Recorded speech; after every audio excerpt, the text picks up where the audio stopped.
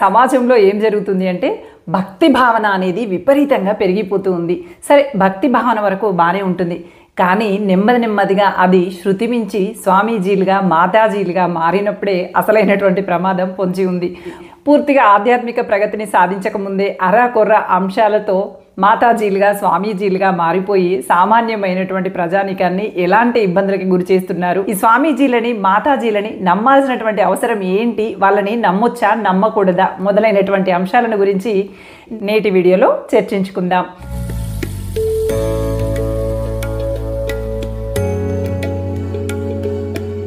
Welcome to Keerthi creatives. నేను మీ కీర్తనారెడ్డి.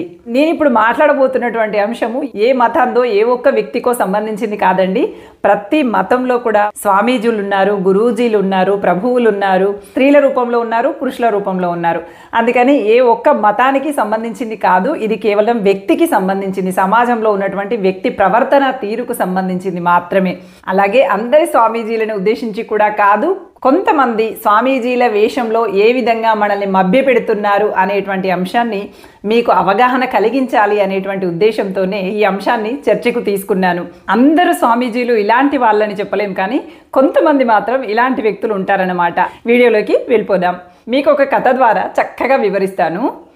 ఒక బద్ధకస్తుడు, దగాకోరు, మోసపూరితమైనటువంటి ఆలోచనలు ఉన్నటువంటి వ్యక్తి, స్వార్థపూరితమైనటువంటి ఆలోచనలు కలిగినటువంటి వ్యక్తి, ఇతరుల యొక్క ధనాన్ని అపహరించుకొని తినాలనేటువంటి ఆలోచనలు కలిగినటువంటి వ్యక్తి, అతను పెద్ద దొంగ అన్నమాట. అతను ఏం చేసేవాడంటే ఇళ్లలోకి దూరి కన్నాలు వేస్తూ ఉండేవాడు, దొంగతనాలు చేస్తూ జీవితాన్ని సాగిస్తూ ఉన్నాడు.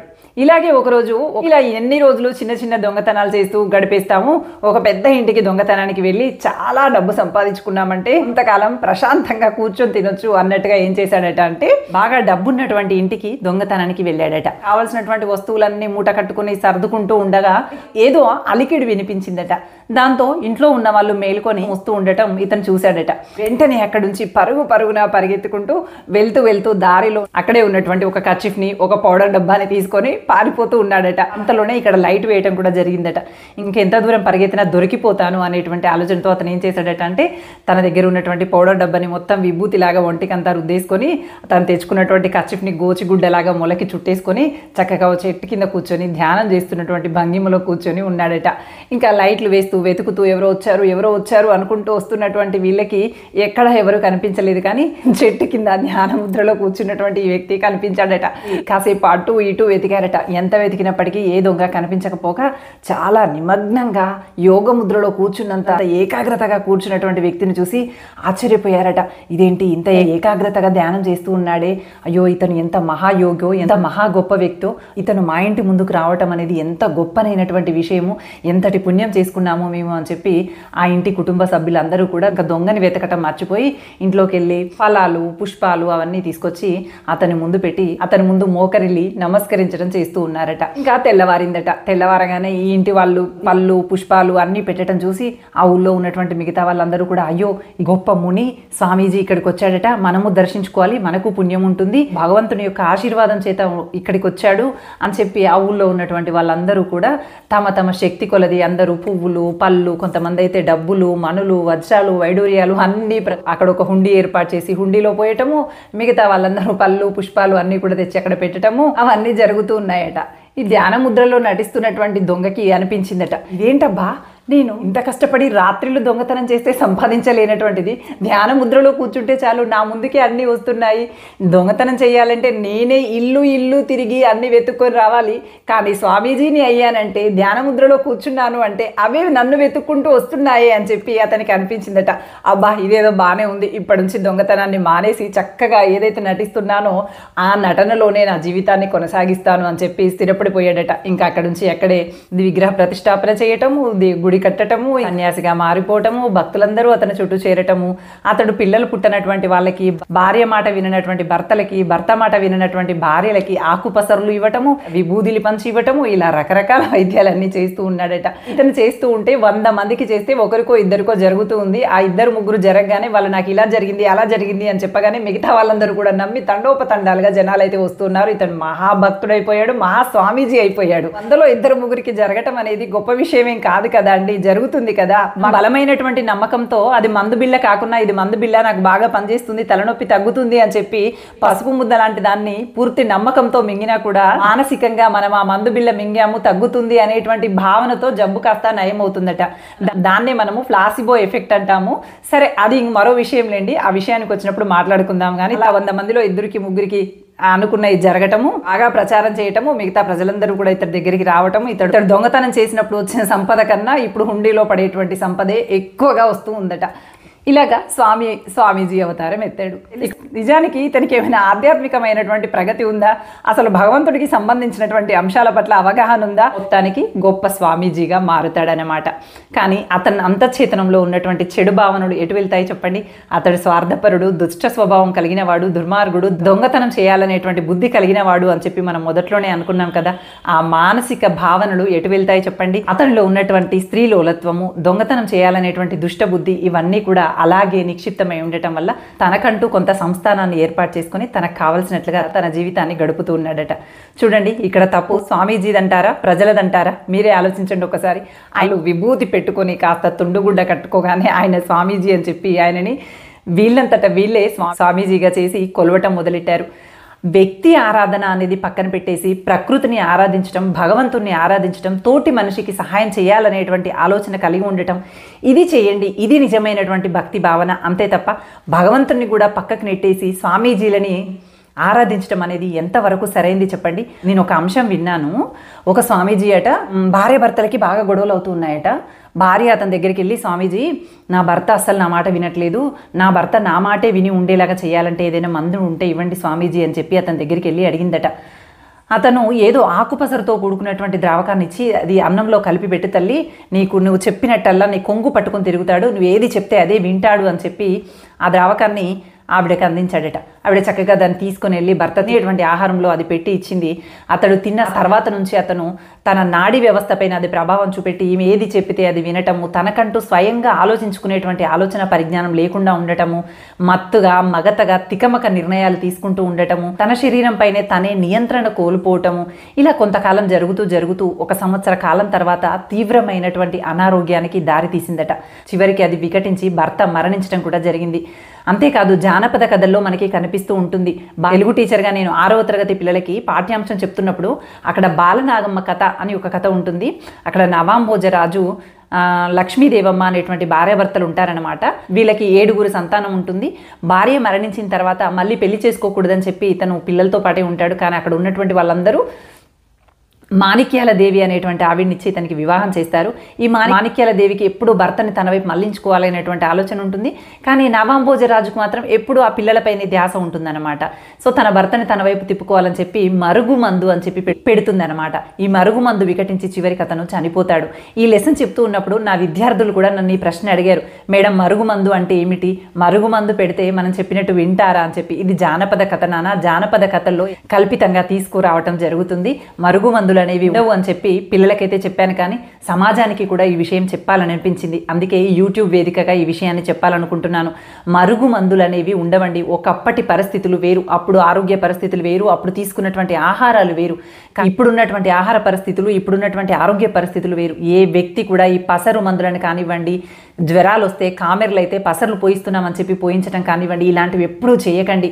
ఒకప్పుడు పనిచేసేవి అవన్నీ కూడా ఇప్పుడు ఈ పరిస్థితులలో అవన్నీ కూడా పనిచేయనటువంటి రోజులు వచ్చాయి. మనం తీసుకునేటువంటి ఆహారాలలో మార్పులు వచ్చాయి, వాతావరణ పరిస్థితులలో మార్పులు వచ్చాయి, వ్యక్తికి శారీరక సామర్థ్యము తగ్గిపోయింది. ఇవన్నీ దృష్టిలో పెట్టుకొని ఖచ్చితంగా అనారోగ్యం పాలైతే మీరు డాక్టర్ దగ్గరికి వెళ్ళి సరైనటువంటి మందులు తీసుకునేటువంటి ప్రయత్నం చేయండి తప్ప ఇలా స్వామీజీలో బాబాజీలో ఎవరో చెప్పారు అని చెప్పి ఆకుపసర్లు పెట్టుకోవటం కానీ, ఒకరి మాట ఒకరు వినాలని చెప్పి మరుగు మందులు పెట్టుకోవటం కానీ ఇలాంటివి చేసినట్లయితే దీని ద్వారా పొందేటువంటి ప్రయోజనం కన్నా తీవ్రమైనటువంటి నష్టాన్ని చెవి చూస్తారు. అందుకోసమని స్వామీజీల వెంట బాబాజీల వెంట ఆకుపసర్లు మందుపసర్లు పోసేటువంటి వాళ్ళ వెంట పరిగెత్తకండి. ఈ స్వామీజీ అవతారం ఎత్తారు అంటేనే వాళ్ళ లోపల ఏదో ఒక స్వార్థం ఉంటుంది అని అర్థం. ఒక స్వామీజీ అయితే భార్యాభర్తలు ఇద్దరు మాతాజీ స్వామీజీలుగా మారిపోయి భక్తులందరికీ కూడా వాళ్ళు ప్రసాదంగా తీసుకునేటువంటి తీర్థంలో డ్రగ్స్ కలిపి వాళ్ళు అది తాగిన తర్వాత మాయలో మత్తులో ఊగిపోతూ బాగా ఏడ్ చేయటం, తమ బాధంతా తీరిపోయింది అన్నట్లుగా భావించడం జరుగుతూ ఉండేది. దాన్ని చూసి దాన్ని బాగా ప్రచారం చేసేటప్పటికీ మిగతా సామాన్య ప్రజానికం అంతా కూడా ఓ పలోమని వెళ్ళిపోతూ ఉండేవారు. అక్కడికి వెళితే నా బాధంతా తీరిపోయింది, నాకు తెలియనటువంటి తన్మయత్వంలో మునిగిపోయాను, నాకు చాలా ఆనందం అనిపించింది, డ్రగ్స్ కలిపి మీకు అందించడం వల్ల జరిగినటువంటి అనుభూతి అది. అందుకని ముఖ్యంగా స్త్రీలకి మరీ తెలియజేసేది ఏంటంటే, స్త్రీల చుట్టూ ఆధ్యాత్మికత పేరిట, భక్తి పేరిట వలలు పన్నుతూ ఉంటారు. చాలా జాగ్రత్తతో వ్యవహరించాల్సినటువంటి అవసరం ఉంది. గడప దాటే ముందు 1కి 4 సార్లు ఆలోచించండి. స్వామీజీలని, మాతాజీలని, గురువులని, ఇంకేవేవో రకరకాల పేర్లతో వ్యవహరించేటువంటి వాళ్ళ పట్ల చాలా అప్రమత్తంగా ఉండండి.